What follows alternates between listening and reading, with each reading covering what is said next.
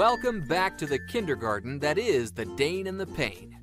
Who would have thought we would make to 25 shows without being shut down for having two good jokes?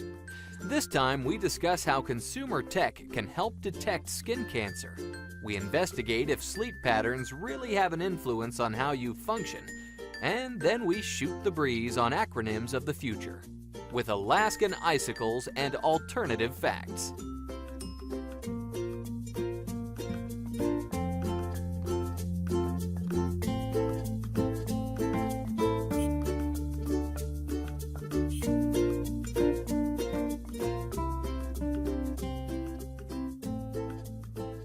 And this is yet another episode of the Dane of the Pain.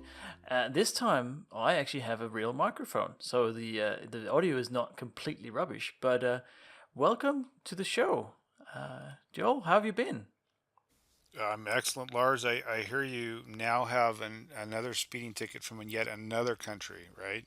So you pretty much have Europe covered now after driving the McLaren, right? I have no idea what you're talking about. I deny everything. Oh, you need. Oh, yeah, that's right. That didn't happen. No. I'm sorry. Whenever I was in Europe and whenever I got on the road, I mean, coming from the States where there's like speed limits everywhere, it was always, how fast can I drive? And I Yeah. know the traffic in England is pretty bad, but anymore. Oh, it's quicker to walk around London than it is to drive, for sure. Yeah, yeah, I couldn't. Well, in London proper. Oh, it's Well, crazy, yeah, no, ridiculous.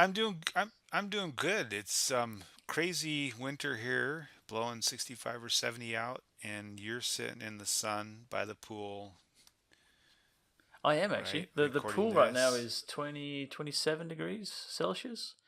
So whatever that is in Fahrenheit, it's about, oh, I don't know, 85, something like Golly. Well, yeah, I don't envy you. that. You No, know I when did people have to say put the air it's conditioner not on, about so. the it, yeah, it's not about the money, all right, Lars, right? It's I don't envy you, Lars. It's No, just the no. opposite. To be honest, you don't So want a are pool. God is a lot of work. I no, that's a lot of work. Honestly, I'd rather go swim in the ocean, which we have a lot of here. So, Hmm. speaking of sun, right? So one of the things I was thinking about this past week, I kind of been trying not to think about sort of political things and had been looking around because I work in healthcare. Kind of curious about that stuff. And there's been a lot of really cool sort of research done in healthcare. And since you're out burning your skin, your pale, pasty white skin in the obnoxious heat in Australia, I thought this was pretty appropriate. There's a research paper done, and well, it's published on Nature. I don't know if you'll be able to put a link up to it or not. I think you can look at it once or twice before they make you pay. All right. But basically, what they did, I'm trying to think of this in the simple terms. So if you think about skin cancer, which is the most common kind of cancer people get, people like you and I in particular, Mm-hmm. um, you have to get a slide of the cell. You have to identify what kind of cancer it is, and that can be a pretty time consuming and expensive process. And so what they've done is developed an algorithm um, using a convolutional neural network to take images and images that are generated using only pixels. So I like a smartphone, anything can be used to generate these images. And they took something like 130,000 of these into one data set. And to give, at least in the thing they talk about, that this is twice as large as the biggest data set available What? that's ever existed. Yeah, It's so this huge. for this particular yeah, for this particular purpose. And it doesn't, when you puke it out like that, it doesn't sound like much, except that what it means is that if you go to a dermatologist and you've got a skin cancer, you are more likely to have a quicker diagnosis, a more accurate diagnosis, and to be treated more appropriately for whatever particular kind of skin cancer you have. Now, I know in the U.S., the data they say is something like 5.5 million new cases of skin cancer every year, and it's about 1 in 5 people will have some form in their lifetime. I know, because in It Australia doesn't. it's a really bad disease as well, because we've got so much sun here, right? And people just there's a lot of, say, fair skinned people in Australia, and a lot of them just don't wear sunscreen because they're like, it'll be alright. Then they, get burnt, and then they peel off, and then they do the same thing again, and eventually, when 20 years later, it results in skin cancer. And so, the cool thing about this, one of the cool things about it is, so if you can imagine, these images come from open access repositories, so in university or clinical settings, and so clinicians or physicians, pathologists are the ones curating these images when they come into these repositories. So other physicians submit these images, then another physician in a university setting review them before they're entered in. But these are voluntary and they're open access. So it's not Microsoft or a particular medical center or something like that. And this is happening in Hmm. the United States, which I thought was kind of cool because generally when you hear this stuff, people go, well, you know, this company is trying to make a killing off other people's suffering, but this appears to be something that is designed to be used by any clinician who is looking to eventually treat skin cancers. And so, not to bore those folks out there that are interested in the latest Surface phone, but to me this is really interesting stuff, and hopefully we can get a reasonable link on our website for people to go look at it, Yeah, I'm because just at scrolling some through point the in article life. that you shared, and it's a reasonably extensive piece of research, obviously, because it's a academic research article. But to be honest, the first sort of introduction is there's some big words in there, but it's actually not too difficult to understand, and it makes No. sense that you have 6 billion smartphones by 2021 that you can use for this deep neural network because you already have the devices, right? They're already out there. Well, and now think about that for a second. So what you have is the system. You have basically the path for researchers to follow. If you can glean any bit of information from a mobile smart device, Hmm. right? So this is a way to collect and use that, whether you need to, keep it, secret, or combine it with other information, or however. But this is, I think, the path that you're going to see more and more when it comes to clinical research. And this is also one of the things that scares me about what is some of the stuff you see in the press and the news is when Mm. when you don't have access to those 6 billion users or whatever, when there starts being walls put up, it hinders efforts like this, I believe, especially when you're talking about global issues. But obviously, this is primarily a U.S. research project. Mm. Anyways, get off my Mm. high horse. I think it's No. really, I think it's really cool. Yeah, it's super You know, interesting. I wish there was more projects like this. I remember once there was I think it was called Electric Sheep or something, and it was based on a sci-fi novel that says robots dream of electric sheep or something like that, electric lamb, or digital, whatever it was. That sort of that's the gist of it. And there was this kind of, it was essentially a screensaver that was showing these pretty things on the screen, but the ulterior motive of the screensaver was that it knew that if the screensaver came on, you weren't using your computer. And then through a distributed system of computers, essentially, you became part of a much larger computing power. And this research body could use your machine to calculate things while you weren't using it. So essentially, utilizing idle CPUs, which I think is again this whole distributed model. If it's not done by Dr. Evil, has huge potential, right? yeah, that's really no. I that sounds familiar.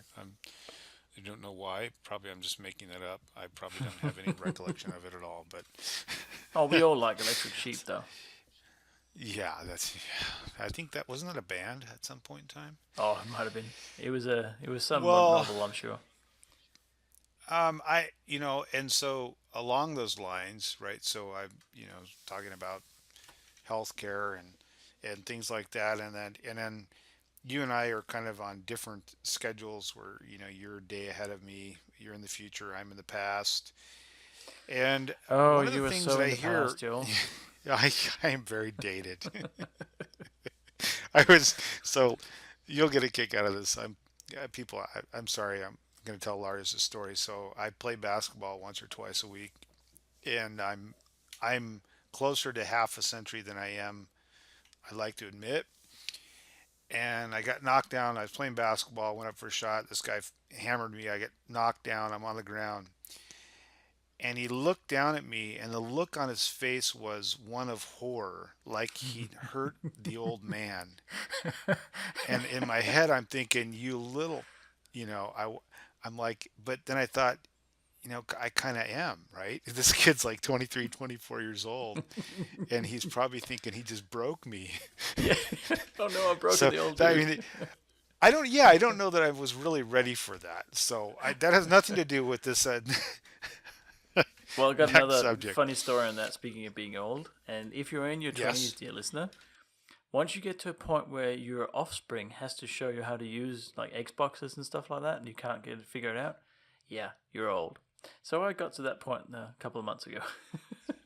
Really? Oh, your Yeah. kiddo had to guide you through the menu or something? Yeah, there was some menu or something. They changed something. There was an update, and they moved my cheese, and I was like, Jordan, fix it. So he did. Yeah, I actually like that. I like that about having that ability. 'Cause are you a preview member on Xbox? No, no, no, just retail, consumer, whatever. Well, we run the preview, and so sometimes sometimes it's it's not worth it because like you come home and like you said they move the cheese and I'm not on it all the time, and so for me it can be hard, but which leads to this next subject, which is what I was getting at.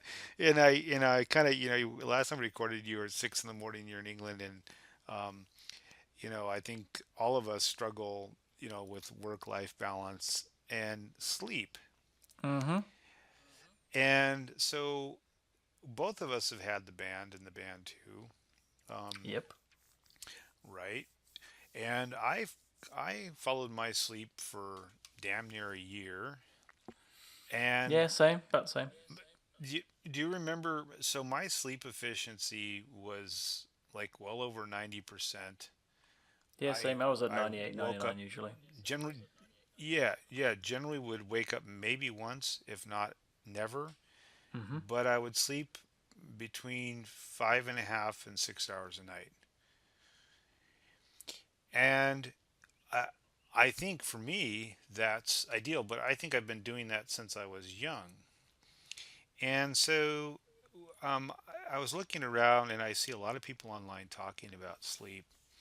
Um, and was looking at a little study that just came out. And the reason I picked it up is because one of the co-authors was a guy from Stanford who was part of Microsoft Research, and they used they what really caught my eyes. They used the individuals in the study's response time in keystrokes, Oh yeah. which on me that wouldn't work because although I've taken typing classes, I'm not quick on the keyboard. I'll put it Are that you way. what the it's Um, called the peck, the hunt and peck? no, I So the problem is Lars. So most people, if they're writers, they're trained to write a certain way. So the way I was trained to write is subjective, objective assessment plan, healthcare. So it's very um, prescribed, objective, devoid of any character or adjectives. You Oh know, right, I see what you're saying. Yeah, basically, yeah. yeah, just yes, it's very boring. That's the way I was taught to type. But that's got nothing to do with this. Basically, what I thought was interesting is how much just missing a certain percentage of sleep every night slows down your reaction time typing, and then thinking about how that sort of relates to everything else we do. So just one or two insufficient nights can slow you down by about roughly what, 5%. So Yeah, right. that seems incremental, but if you put yourself into your world, and I know you're kind of rural, you guys barely have electricity. I know that it's hard getting the horses ready in the morning if you got to go to town, We but you just got need a to new be able to hamster. Thank you very much. right? You need to, the problem is that people don't perceive this. I think, and so I think there's a lot of us that are just I guess the term would be sleepwalking a little bit through our days, Hmm. and maybe not aware of how much that little bit of missed sleep impacts us. And if it's incremental, so it grows, so right on top of each other, the more that you do that, the worse it gets. um I know, I know. anyway. Yeah, I've got a different view on this, to be honest. Because I've seen a few studies of this. I went to a talk once where the lady that was conducting the talk kind of went, "All right, how many people here sleep, 6 hours?" And a few people raised their hand. How many sleep 7, 8, 9, so on? And there was one guy that slept 10 hours, maybe, or 9 hours. And she just went, Yeah. "Okay, you all hire him because he'll be better at what he does." And I just don't agree because I can go to bed at 10 and I'll wake up at 5, right? Or I can go to bed at Yep. midnight and I'll wake up at 6. Like it doesn't make a difference. It'll be 6 hours, Yep. 6.5 hours, something. It doesn't matter. And yeah, sure, it's the natural human rhythm is that after 8 hours of being awake, you have this sort of slump and you feel tired. You want a nap. That happens to almost everyone. And it's just 8 hours after you wake up. And that happens to be for most people in the afternoon. That's why people talk about this 2, 3 o'clock slump or whatever. It's just a natural part of your cycle, in my opinion. So you can't just, cut everybody with the same fork. Oh, hang on, that doesn't make sense. But you can't just, use the same analysis on everybody because there are people that need less sleep, there are people that need more sleep, and I just happen to always have woken up at 6 or 6:30. I used to wake up and make my parents breakfast because I was up anyway. And I don't think you can say, well, you should have slept an hour more, but that's not going to happen. So, I actually, I'm kind of, I mean, I'm just sort of talking about this, but I mean, more in your camp than not. I mean, it's similar to you. I used to, even when I was in grade school, I would get up with my mom and talk with her before everybody was awake, before 6 o'clock in the morning. hmm, And still, I'm like you, I get up at 5 every day. But I, most of the people I work with roll, well, that I know, roll, they're like out of bed, into the shower, and they're gone. For me, I get most of my like homework done in the morning before everybody else is awake. And yeah. as you know, we foster kids. If I didn't do it then, I'm not sure when I would. Because you got to record podcasts in the evening, right? So, Yeah, really important things like that. Well, I think there's like these different topics that I see that always come up online, and the one that is just fairly consistent is there's always this sort of discussion about sleep, and I I think that one of the things that really does impact it is this people being tied to their device, or having the device around them. I think that can impact folks in hmm hmm in their ability to have downtime. Oh, it can absolutely, I and I must admit, I'm not the best in the world at actually just pulling out the plug. I Yeah. get itchy feet. I need to do something, and I get in trouble for it sometimes as well because it's hard for me to just kind of say, okay, right now I'm not doing anything. Well, if I'm watching, like Yep. right now, the Australian Open is on tennis on the TV, and I enjoy watching that, but I might as well just be writing something while I watch it.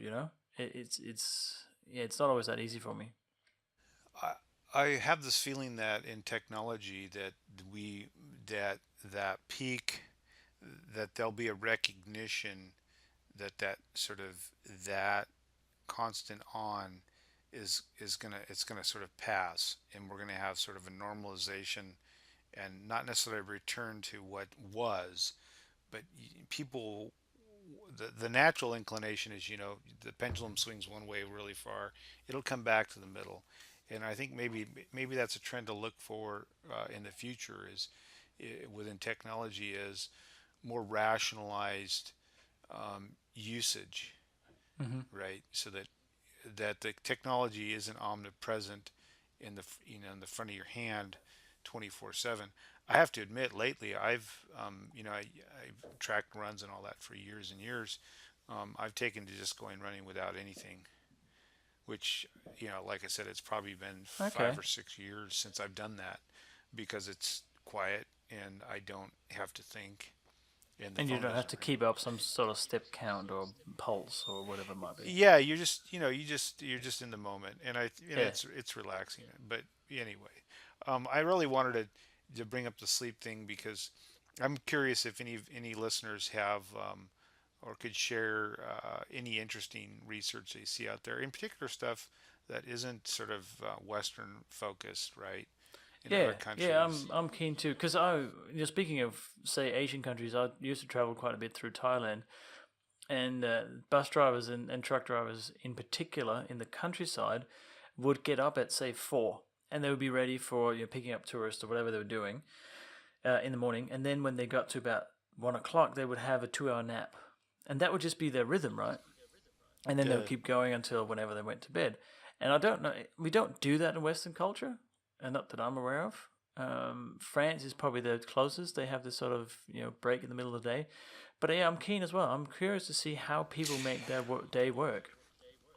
I remember when I first moved to England, the thing that struck me was, first of all, that pubs closed for a few hours in the afternoon, but that changed while I was there. But the other part that got me was, you'd go to the town on Sundays and everything would be closed. And I'm sure it's not that way Yeah. anymore, but No, it that used to be like threw that in Denmark me, as well. huh? Oh well, let's go back to the future then, right? Or back to the Yeah. past. Back to forward to the So yeah, past, if whatever. anybody's got cool stuff, share it on our timeline, because I'm kind of curious to see what happens, and see if it changes over time. Mm. If if people will need more or less sleep, I don't know. Yeah, or comment on Because the it's, website danathepain.com because we do read those comments. If you do want to comment there, um, that would be well, interesting. Now, people can hey, comment on our website. People can yeah, yeah, comment on our website. I know, it's amazing, That's isn't kind of scary. Wait, we have a website? it? So we did say Joel earlier that you were a bit backwards. Anyway, Yeah. uh, now just before we go on to well, we have a kind of a fun segment that we don't know how that's going to end up, but we'll see how we go. It's kind of like things we know nothing about, which we haven't talked about for a while, but this is kind of more guesswork. I just want to mention a bit of a let's call it. This show is sponsored by me because you know how it is. Um, I started doing these workshops, right? And I've been in talks with quite a few people lately about workshops, and I just wanted to kind of pick maybe your brain, Joel. Or at least just put it out there because I'm really keen on doing these workshops and kind of putting myself out there. So in London, I did speak about this on the last show as well. I did a HoloLens workshop, and I did one before that, the week before that, up north in Nottingham as well. And I've just been kind of in talks with 2 or 3 other companies and conferences and bodies about doing workshops. And this would be, well, the HoloLens workshop, which actually got really good feedback. But also, I've got this kind of personal development workshop, which is aimed at technical people because we are really terrible at talking about feelings and stuff because we're usually introverts and we don't want to look at someone else's feet, right? So it kind of I thought I'll just mention it, and I thought I'll just pick your brain on um, how do you see something like professional workshops? Because in a tech environment, we always see workshops as, oh yeah, that's something you do to go and get free lunch type thing. And I don't know if that's still true. Uh, well, I mean, I would say that, if I were you, and I'm not, thankfully for you I'm not, but the I would also be thinking about, as far as the HoloLens, I would be trying to maybe add a few other, pieces of hardware, and Mm, I know that's your yep, focus, I did but consider that, to be honest. I think that would be a good idea, even only because I think that to ignore other technologies, even if you think they're inferior or you're uncomfortable with them, you kind of do that at your own peril, because it ignores the fact that, others may have a different perspective, and there might be other markets, that you're missing, or opportunities that you're Mm, missing. mm. So if you could feature Android at one workshop, and then feature, HoloLens at another workshop, and cater it, you basically are gonna, this your potential market is gonna grow. I don't know if that's what you want to do. Um, No, I was thinking also because Windows 10 Creator Update is coming out sometime soon, and there's the whole holographic version of that, right? So there's a VR component to Windows 10 called Windows Holographic, because that makes sense, because that's not VR. But anyway, and there'll be lots of headsets that have been announced coming out for that. So I certainly would expand into that as well. And something like the Google Cardboard or the Google Pixel getting the VR version of that as well. So, but yeah, anyway, it was half and the plug, other thing I would, half asking what you thought. yeah, well, and I also think, if you're going, if you wanted to go that route, and this is, you could edit this out if you want, but I think that if I were going to do a conference for HoloLens, I would say to someone, I will do your conference, but I would like to be able to do a half an hour. I will not charge you for this. I'll make it flexible when you want it in the schedule, to do my soft shoe about, personal development. Yeah, yeah. I Make it always want it part. to be a Make it win-win. I part of. don't want to just sell, sell, Yeah. sell. That's certainly not my No. Well. intention. No. But No, but make it part of the Lars package, and then and would and you like then the that premium way. Lars or the deluxe Lars? Yeah. Absolutely. No. Make it part of the package, and make it a bonus, because I think that's what it is. It's so, Mm.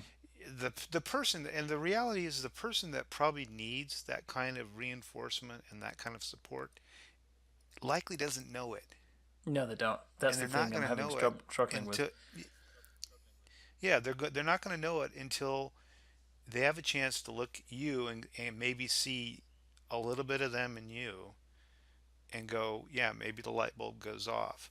So I don't know. I'm probably, like I said, preaching to the choir a bit, and hopefully I'm not telling you things you don't already know. But those would be my suggestions. Yeah, no, that's cool. And sorry to put you through this, dear listeners, but it's kind of an important part of my identity right now. Is I'm trying to kind of promote the whole, especially Hololens. I'm really passionate about that area, so we'll see how we go. There's a few talks in the works, but let's move on, Joel. And I know we Well, hey this Lars, segment, yeah, everybody, no, hey Lars, before I met Lars, I was living in a van under a bridge down by the river. 5 years later, no, it's amazing, isn't it? You're still sorry, in that same van. yes, Anyway, it's the so Lars effect. It was a Jeep. oh, well, that's all right then. So I'm Uh, sorry. What was next? Next, well, it was actually you that brought it up, but I thought it was a great idea. Um, we've heard about IoT and we heard about VR and we've heard about, oh God knows, all these acronyms, right? So you brought up, what is the new acronym for 2017 or 2018, and we're gonna just have a bit of a discussion point around that and just see where the hell we end up. Yeah, well, I mean, that it just drives me nuts, because you can put years, or like 2 years on it, but, like, yeah, 3 years ago it was the start of the cloud, the cloud, Which and then just it means, dear listener, was, that you're using someone else's computer. thank you, and then you started to see the IoT. Everything is IoT, and that sort of still is in the background. There's like a drum beat, but then the AR VR this past year, and in this fall, what I saw was this huge AI. Everything's AI. And so I started thinking, what is the next freaking acronym? Because it's really silly. all these things still exist. They're all on a continuum of Yeah. development, but it's so curious to see how they're picked up in that, how they're sort of folded into people's talks, and how people, various presenters sort of pick up and carry that flag for a while. And really, to find someone who's an expert on AI, I mean, those are unicorns. There's a very few people who can really. I mean, I can't. I mean, to be someone who can speak to that with real conviction, you'd have to be a PhD and probably out of some, high-minded, college. So, I was thinking, okay, so what is the next acronym? So what is the thing that comes next that everybody talks about until you want to gag? Well, what's an acronym for self-driving cars? I don't know. We can just make it up, can't we? Tesla? No, Oh, that's not enough. BORING. What about BYO Self, car? that's right. Bring your own car. I like that. I I'm not sure. I'm not sure what the next big thing is, and part of me thinks that, what, maybe there won't be, because maybe maybe people are kind of tired of that sort of method of marketing, and of trying to sort of get over the noise if you've got a message. Um, but I don't. I really haven't really landed on anything. For a while, wearables was another one that came up, Hmm. sort of along with the IoT, and uh, I think that if I had to guess, there would have to be something along the lines of which we just talked about, something driven by the human genome, Yeah, something like I'm thinking or that something. Yep, quantum computing maybe. something. Yep, something, or Qubit, yeah, something. qubits, Yeah, qubits. Damn it, qubits. qubits. It's graphene infused qubits. What would Yes. that Oh be? yeah. How do I get the qubits into Gick? my Apple Watch again? That's The qubits have escaped. so in part, the reason I brought it up is the silliness of it, number one, but also just as a practical thing, it's interesting to think about, what horse can we beat to death next, as a broader communication in the tech industry, or in technology, I should say. And I gotta think it's gotta come out of healthcare. I'm gonna stick with that. Yeah, maybe. Or it could be But something cognitive, something, because there's a lot of stuff going on about cognitive computing where you just kind of think about things. oh yeah. Hmm. Well, what about the? Well, so that's another one I saw the other day. Maybe it'll be. Well, for a while it was biometrics, but maybe it'll be cognitive biometric control, like CBC. Yeah. No, that's the Canadian. That's the Canadian Broadcasting Company. Well, it used to be. That's Now not. it's not Yeah, anymore. that's a nod to my good friend Joel, if you're listening, um, and a few other Canadian listeners. Um, we have more than one, by the way. So yeah, so I think maybe something like that. Because there was something I saw the other day about a breath, something similar to a breathalyzer they would use for, to take your breath alcohol, right, to see how much Yeah. alcohol is in your blood system, but they use it to analyze for disease, and Oh, that's a wow. Breathe on technology me they're and I'll working find on. out if you're sick. Yeah, yeah, basically. Huh. Um, You're right. which kind of goes, if you ever watch the Brad Pitt flick with the I can't even remember what the hell the name of it was, but basically this virulent outbreak worldwide, and the only thing it Oh, the doesn't zombie attack is one the thing people who or are, something. yeah, the only thing it doesn't attack is the people who are already sick. Ah, right. No, I didn't see So that. yeah, But yeah. you didn't. That's right. You don't watch those kind of movies. Oh, No, I'd that's have past teenage my boys. bedtime, especially on a school night. Yeah. Well, what do you think it's going to be, Lars? Come on. Yeah, I think something like cognitive. I think you're right in healthcare. There's massive potential. I'm currently writing a couple of talks for the Microsoft Ignite conference next week, not next week, next month, on the Gold Coast here in Australia, And part of that is looking at how AR, VR, MR can help in healthcare, but also in education, engineering, other sort of fields, but especially around healthcare. I think there's some examples around HoloLens helping with spinal surgery. So they overlay the actual spinal cord in real time on the patient so they can kind of see where things need to be compared to where they are currently, so they know kind of the aim. It's not 100% accurate, which is why it's just a guide they use it, but it has improved the accuracy and they cut less in people, which means the healing time is faster.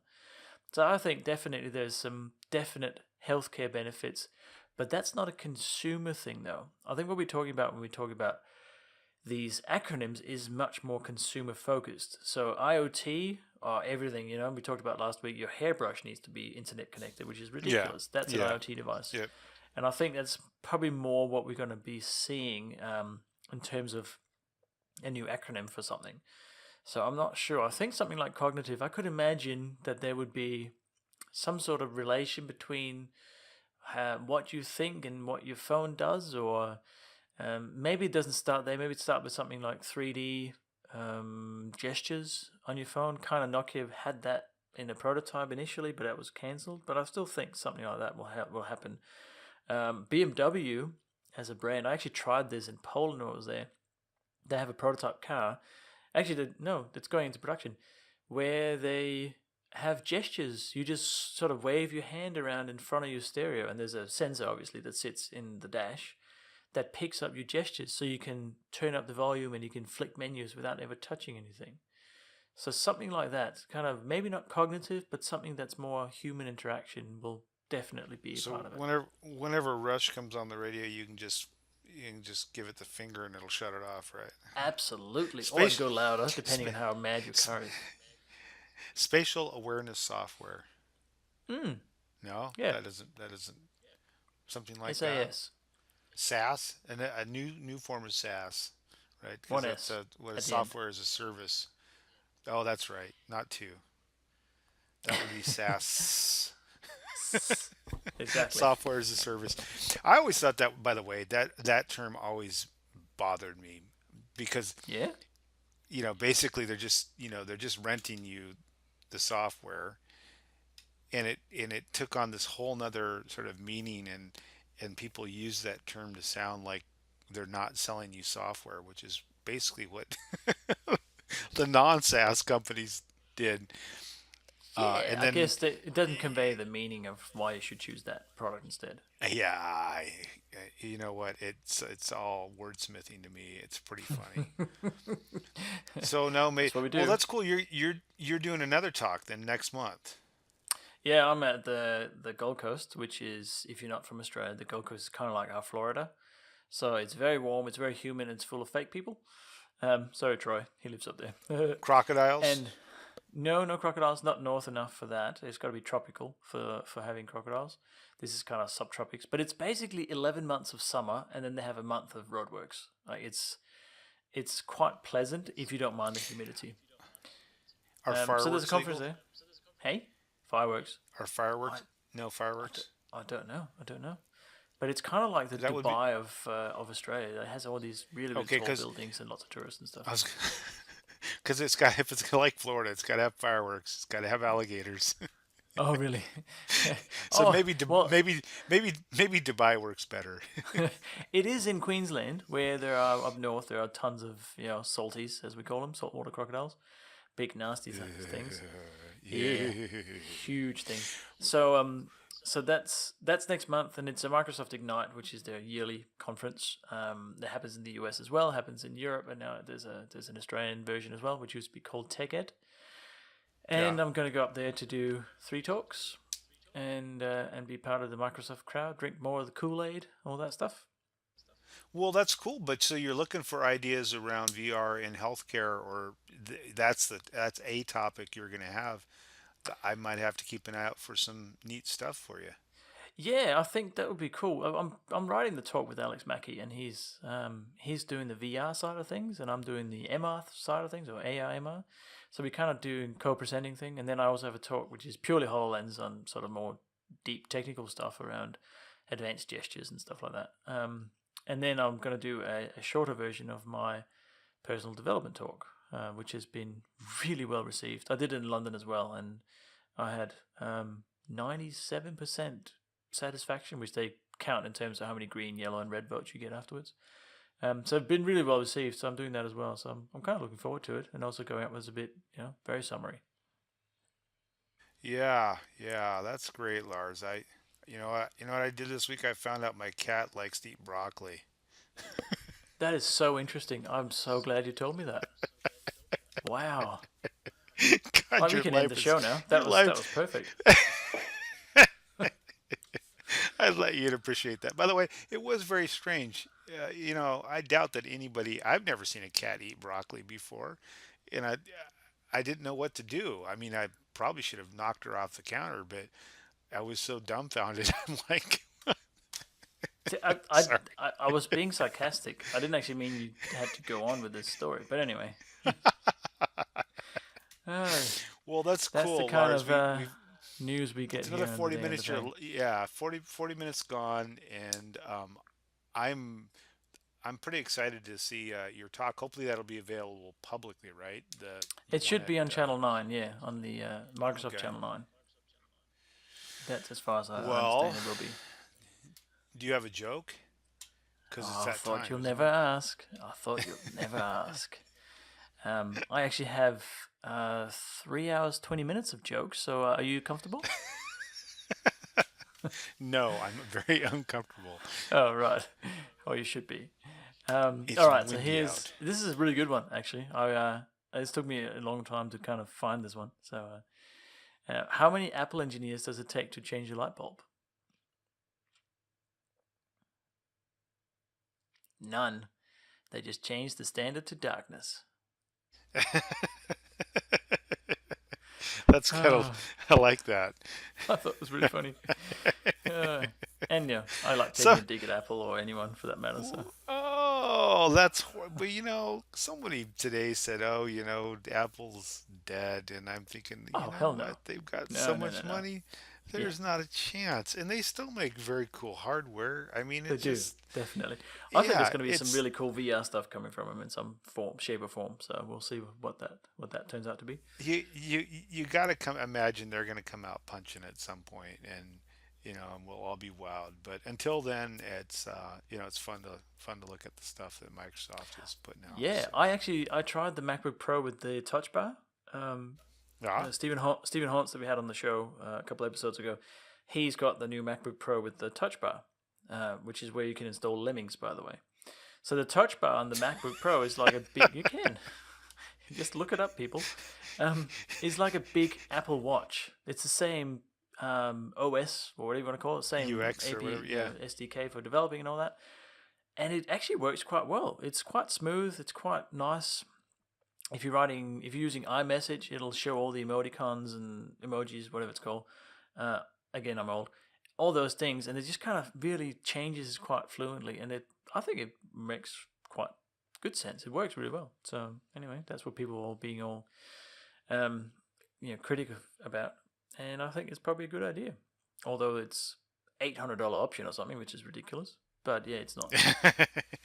Yeah, it is. It is. It's Not a good. really, really expensive. You didn't say it's a good value. You said it's a good idea. There's Yeah, two yeah, different that's things. right. Yep. No, it works well. It works really well. Until it crashes. It can. It actually So does crash. hey, so we made it through a show without any political discussion, Lars, and I'm very And there won't proud be of any. me. Yeah, you're right. Because we have no At all. alternative facts. So, on, You on that said it, note, not people, me. I think we're going to end because we're going to get into trouble in a minute. And we need to. Absolutely. There's a lot of sunshine here I need to go and enjoy. So, you Yes, have fun with your 65 mile an hour wind, Joel. I'll see you next time. Yes, and you enjoy your skin cancer, Lars. Bye. See you.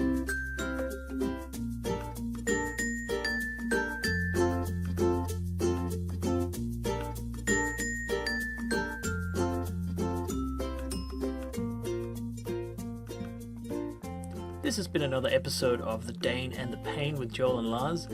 We look forward to having you back next time. Until then, toodaloo.